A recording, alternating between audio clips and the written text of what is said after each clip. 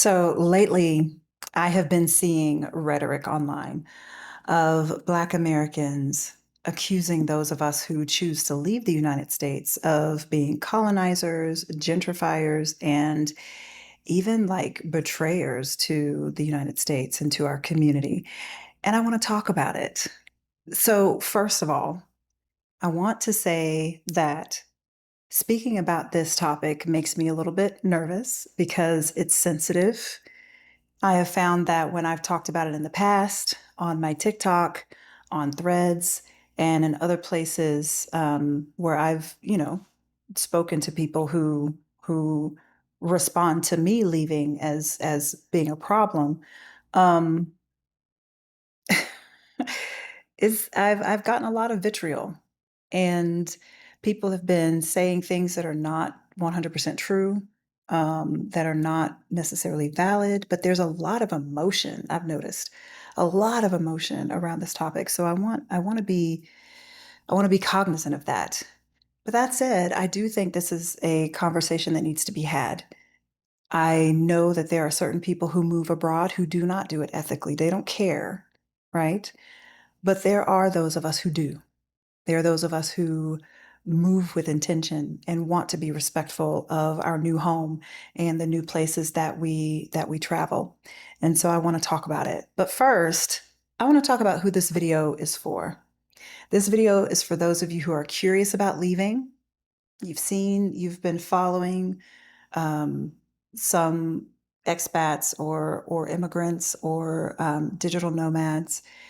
You are curious about doing it, but maybe you're not quite sure. And especially for those of you who want to leave, like you want to travel more, you want to experience other cultures, you want to leave the United States, but you're afraid of being accused of displacing the locals. So if those describe you, then welcome. And if you don't know me, my name is Siobhan. I am a 40 something Black American woman. I'm living abroad, and I talk about solo travel, relocation, and building a life with more agency. And I speak specifically, most often, to Black women like myself. So if you're new here, welcome. All right. So, like I said, I've talked about this in other places, and I received a lot of support, but I also received a lot of criticism. I had people calling me a colonizer, a gentrifier, and I even had someone say, well, a woman like you, a woman that's educated, you're smart, we need you here. We need you fighting here in the United States. Um, and I hear that. I hear that. However, I want to make it clear that African Americans have been moving abroad, living abroad, traveling abroad for a really long time. And baby, I got a list. I got a list of people who have left the United States for a time or even never returned. So, first, James Baldwin, right? He lived in France and Turkey to escape racism and the psychological burden of American racial dynamics and wrote some of his most important works while he was living in Europe and Turkey. He spent most of his adult life outside of the United States, traveling back regularly to speak and to do interviews and that, but spent most of his adult life outside the US. Maya Angelou, she lived in Ghana for several years and was a writer and a teacher, a university professor there. Josephine Baker, we all know Josephine Baker. She left the United States to live in France and was considered the toast of France. And she was treated with a certain level of dignity and respect that she was not going to experience in the United States. She lived and died in France. Um, this touches my heart, but Malcolm X, when I read Malcolm X and watched his speeches when I was in high school, it changed my entire worldview. He spent significant time traveling Africa and then did his Hajj, his spiritual journey, to Mecca in 1964. And that trip reshaped how he saw his religion, how he saw Islam and the Muslim community. He saw how diverse it was and how accepting and peaceful it was. That shifted his entire mindset So much so that he came back to the United States and began preaching unity. And once he started preaching unity and reaching across the aisle, that's when the tragedy happened, right? Mm. Eartha Kitt. Eartha Kitt was pushed out of the United States. We all know she spoke out against the war and against the American government. And she was pushed out of the US entertainment industry. She was blackballed. And she had to rebuild her career internationally. Nina Simone. Nina Simone, we all love her. She is a tower of strength and Black dignity. She left the US primarily due to racism. She lived in Liberia, Switzerland, and France, and she never returned. She died in France. And a more recent figure is Ta-Nehisi Coates. He lived in Paris from 2014 to 2016 and wrote about the freedom and the like a level of peace that he had not experienced in the United States. Since then, I think he has. I don't know where he is now. I think he's returned since then, but he did spend significant time with him and with his family, his wife and his family, in Paris. So this idea of leaving the U.S., whether it's for a certain amount of time or for the rest of one's life, as a Black American, this is not new. This is not new, but somehow the conversation, the online conversation around it is has changed. It's shifted. It's much more vitriolic. It's much more, there's so much anger there. And I don't quite understand where that's coming from, considering that so many Black figures, public figures, have spent significant time outside of the US. And I dare any of us to call them colonizers and gentrifiers for doing so. That said, for me, one of the things that I did look at seriously when I left, when I moved of my own accord for the first time coming to Mexico. The first time I left the US, I went to South Korea to teach English, and my housing and utilities and all of that was covered by my school. So I didn't have to do that extra work. But coming here, this was the first time where I had to find housing and open a bank account on my own and do all of that stuff. So I wanted to ensure that my immigration experience was ethical and kept in mind the community that I was coming to. So that said, yeah, I do believe it's possible. It is possible to be a digital nomad, to be an expat, to be an immigrant, and also be a good guest in your new host country. And here are some ways that I try to do that. One is that I support local people directly. I rent from locals. The two apartments I've lived in so far have been owned by local families. I don't rent from big realtor corporations or anything like that. The man that owns this apartment I'm in now lives in Mexico City. I hire local professionals and I spend locally as much as possible.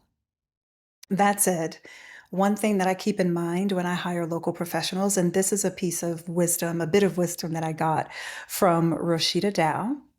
She is from Exodus. She is one half of the duo that started Exodus Summit. And Exodus Summit is a online community of Black women. It's also an event that happens every year, but it's specific for Black women. And they talk about bopping around as a digital nomad, moving abroad, house sitting, taking a sabbatical.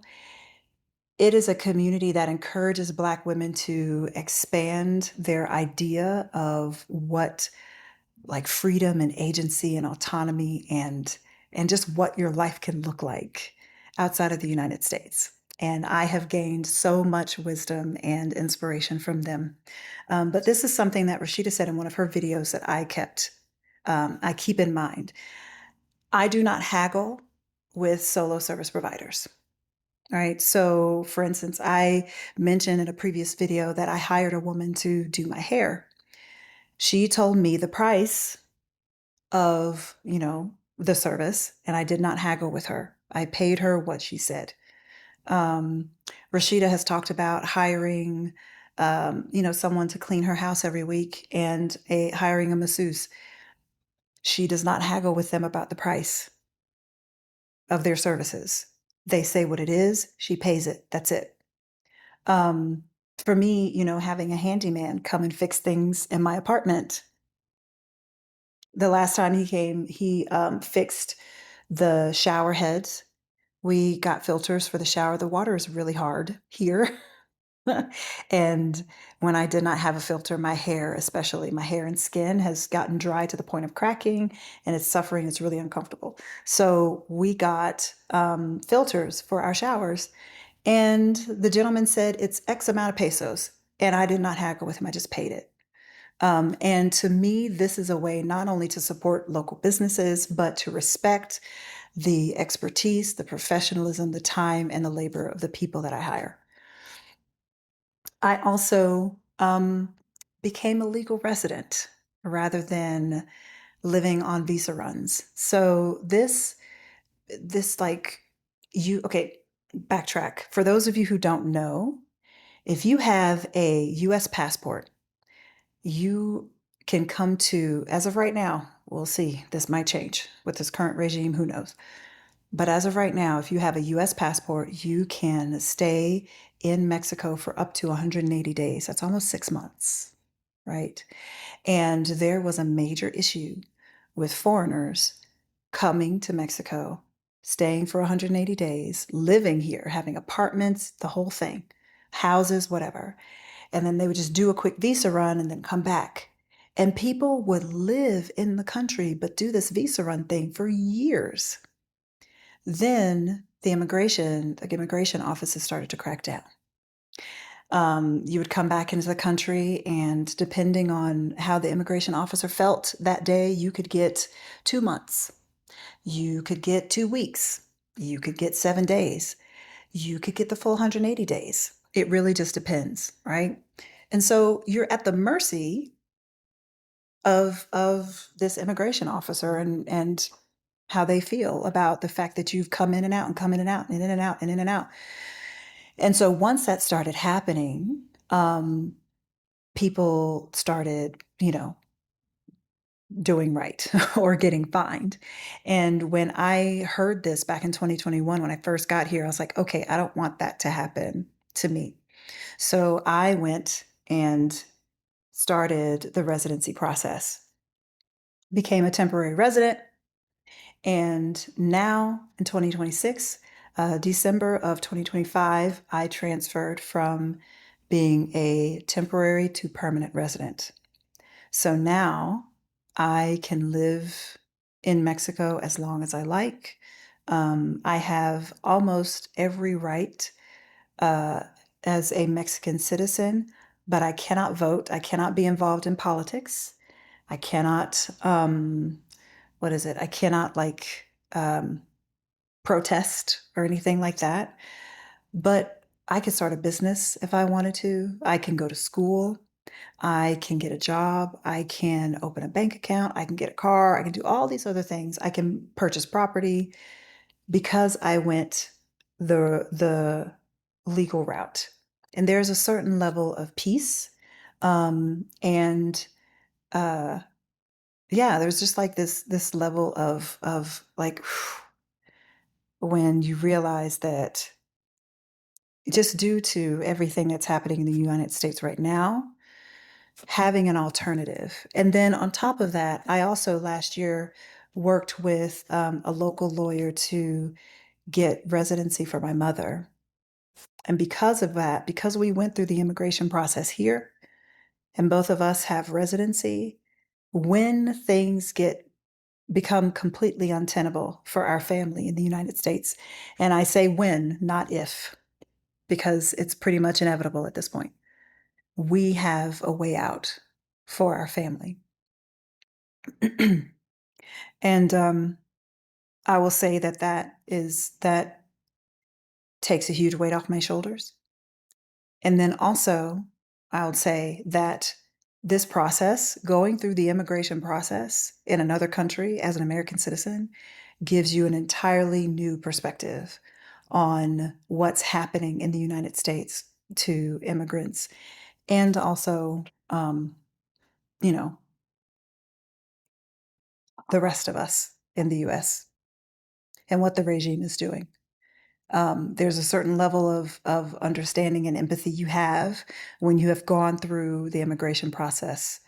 Um, yeah. And to that end, I also, and this is more towards the gentrification conversation. What I have done um, ever since moving here is that I live within the same economic boundaries that I would live in the United States, meaning not only have I rented from locals, but my monthly expenses are still one third of my monthly income, right? So, and because I have chosen to do that, that places me in a part of the city where I know my neighbors are on a similar financial level as me. So I am not pricing out locals, right? So the situation I'm in right now, my rent and utilities, and then other things that I just need to live day to day, comes to about one third of my income. A little bit more, like with groceries and, random things, dining out, that kind of thing. But I did that on purpose so that I would not end up in a side of town where, I'm paying the equivalent of what, 600 US dollars and potentially pricing out my neighbor. I will say this though. My first apartment, I realized, even though I did rent from a local, I realized after the fact, like while I had already signed a lease, I'd been there for several months. I learned that I was grossly overpriced. I actually found out two ways. Number one, I got on Airbnb and I don't remember what I was looking at, but I noticed that Airbnb was showing me apartments in my building, the building I was living in at the time. And I was looking at the prices. And Airbnb, like you kind of, if you put an apartment on there, then you kind of jack up the price a bit so that you can cover the cost of hosting on the platform. And I realized that the prices were 5,000 pesos less than what I was paying every month. And this was like for month-long stays. I was like, oh, oh, like that meme, like, oh, okay, okay. And then a few weeks later, I was hanging out with a friend at the time, and she was married to a Mexican man, had been living here for several years. And she gave me a ride home. We had gone out to dinner. She gave me a ride home, and she's like, "Oh, I've never been here before. This is new. Do you mind my asking, like, how much do you pay to live here?" And I told her what it was. Y'all, the look she gave me. She was like, "You are paying entirely too much. They are price gouging." And so, lesson learned, lesson learned.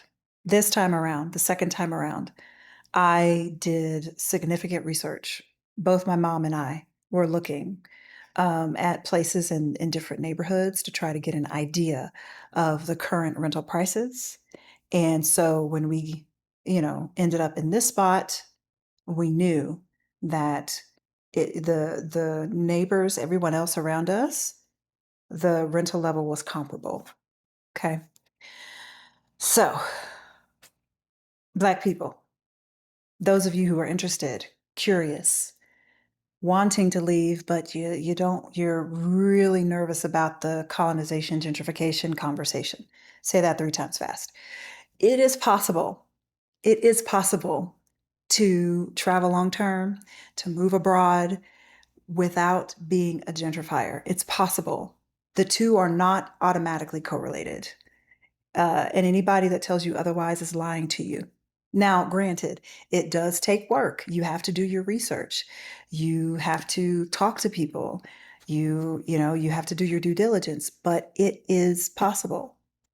And as far as like the colonizer conversation, listen, we as a community, Black people, we do not possess the social, political, economic, or military power to overthrow, to move into someone's country and overthrow the government, overthrow the community, take everything. That's not possible. That is what colonizers do.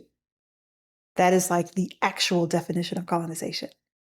And so people who are throwing that word at you, we don't have that kind of power. Now, to gentrify, potentially, but to colonize, absolutely not. And the fact is, like, that's not even having some kind of political power or military power in another, that's not even what we want. That's not even on our radar as Black Americans. Honestly, we just want safety. We want safety for our families. We want safety for our kids. We want our kids to be able to go to school and not worry about a gunman going in there and shooting up the place. We want our little Black boys and our teenagers and our young men to be able to live without fear of police brutality, right? We want dignity. We want to be treated with respect. And we want a chance to find a place that feels comfortable, that feels safe, that feels like home. So, that said, those of you who have left the United States, tell me your experience. I want to know, have you had this conversation before? Have you seen this type of rhetoric, and how do you respond? Because this is the only way I know how to respond. The only way I know how to respond is to come with receipts and my own personal experience. But if you have a different way of addressing this conversation, I would love to hear it. I think it's really difficult to talk about this um, without without like it's difficult to talk about this on socials because it is a nuanced conversation. Um, but I think it's important because more and more of us are seeking alternative ways of living. More and more of us are questioning the abusive relationship we have with the United States. It is abusive. I don't care what anybody says. This country, the United States, has told Black people in a million and one different ways that it does not love us. And I think that we owe it to ourselves and our ancestors, those of us who are really, interested in going, you owe it to yourself to consider the possibilities, to consider your options. And I believe that if we move with awareness, with intention, and respect for the local community, it's possible to find home abroad. All right, y'all. That's all I got. I will see you tomorrow.